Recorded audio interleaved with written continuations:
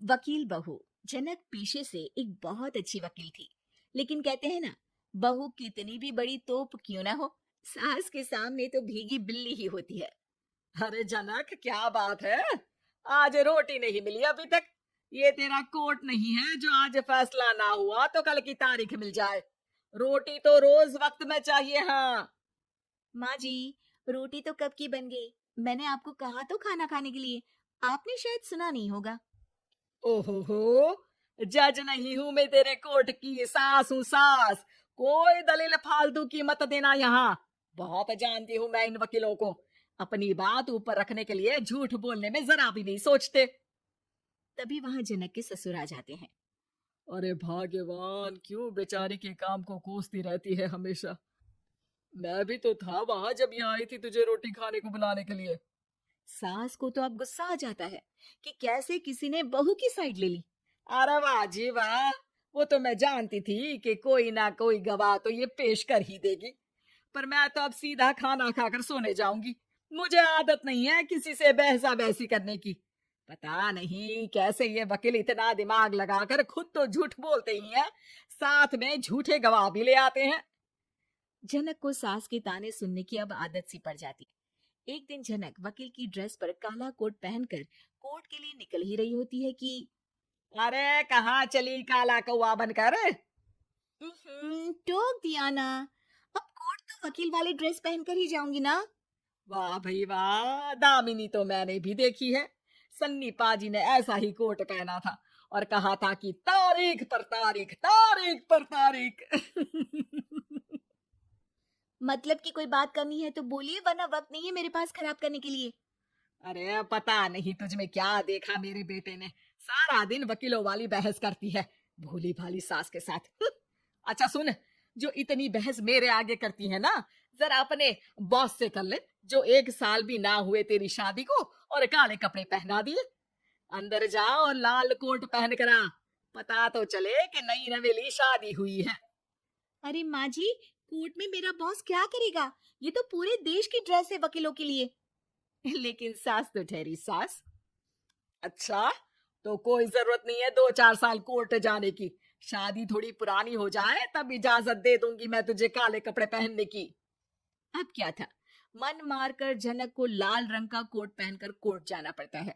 उसके जाने के बाद आहा, बढ़िया, ये पूरे देश की ड्रेस की बात करने वाली। अरे पहना दिया ना लाल कोट। अब सास आए दिन या तो जनक को उसके काम का ताना देती, या फिर उसका काम छुड़वा देने की धमकी। तंग आकर एक दिन जनक पति से कहती है, मैं सोच रही हूँ कि कोर्ट जाना बंद ही कर दूं। अरे क्यों यार, इतना अच्छा करियर है, क्यों छोड़ने की सोच रही हो? अरे लाल रंग का कोट पहनकर जाना पड़ता है। हर बात पर सास ताना देती है कि वकील तेज होते हैं, सवाल जवाब करते हैं, झूठी दलीलें देते हैं। अरे तो ठीक है ना, वो जो कहती है अपनी समझ से कहती है, लेकिन तुमको तो पता है ना कि सच्चाई क्या है। जनक को पति की बात से हौसला मिलता है कि तभी घर पर कुछ लोग आ जाते हैं। अरे यार, ये पंच साहब कैसे आना हुआ? अरे भाई साहब, सुना है कि आपकी बहू वकील है। तभी वहां सास आ जाती है। हाँ है तो, लेकिन क्या हुआ? फिर कहीं बहस कराई क्या? अरे हम तो खुद दुखी है उसके व्यवहार से। अरे भाभी जी, आपको तो पूरा मोहल्ला जानता है कि आप कितना बोलती हैं। फिर हम यहाँ बहू रानी की कोई शिकायत नहीं, बल्कि अपनी परेशानी लेकर आए हैं। ससुर जी खुश हो जाते हैं। हाँ हाँ, मैं अभी बहू को बुलाता हूँ। जनक वहां आती है, सबको नमस्ते करके बैठ जाती है। बहू रानी, हमारे गांव में बड़ी मुसीबत आ गई है। अब तो पूरे गांव की जिम्मेदारी मानो तुम्हारे कंधों पर है। अरे ना ना, इससे तो घर की जिम्मेदारी पूरी नहीं होती, ये गांव की जिम्मेदारी क्या लेगी? भाभी जी, आप चुप हो जाओ। यहाँ पढ़े लिखे लोगों की बात हो रही है। आप जाओ, जरा रसोई से सबके लिए चाय लेकर आओ। मैं कॉफी लूंगी। हाँ हाँ, वकील साहिबा के लिए कॉफी। सास सर पैर सब पटक कर वहां से निकल जाती है। बहू, गांव में पानी नहीं आ रहा है। पड़ोसी राज्य ने हमारा पानी रोक रखा है। हम्म, इसका मामला तो बड़े कोर्ट में चलेगा पंच जी, लेकिन ऐसा क्यों? वो राज्य हम लोगों से पानी के पैसे मांग रहा है। अब आधे गांव में पानी की सप्लाई खत्म हो गई है बोरानी। अच्छा पंच साहब, बात गांव की है तो मैं जरूर केस लड़ूंगी।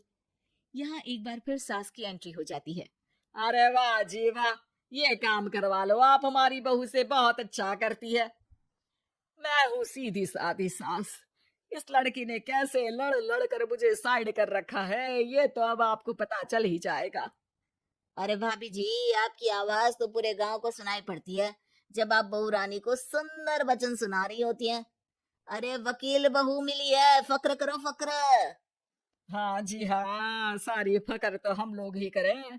खैर, अब जो केस लड़ेगी और पानी गांव में आ जाता है, तो पंच साहब लिख कर देना होगा कि हैंड पाइप में सबसे पहले मेरी बाल्टी और घड़ा भरेगा। अरे फिर तो हम बहू रानी के नाम पर घर पर ही सप्लाई दे देंगे, लेकिन ये इतना आसान नहीं है। बहू, गांव के पास अभी वकील करने की भी पैसे नहीं है तो। अरे पंच साहब, ये मेरे गांव का मामला है, मैं आपसे एक भी पैसा नहीं लूंगी। सास को बहू की बात पर गुस्सा आ जाता है, लेकिन सबके जाने के बाद झनक मन लगाकर गांव की परेशानियों को दूर करने में लग जाती है।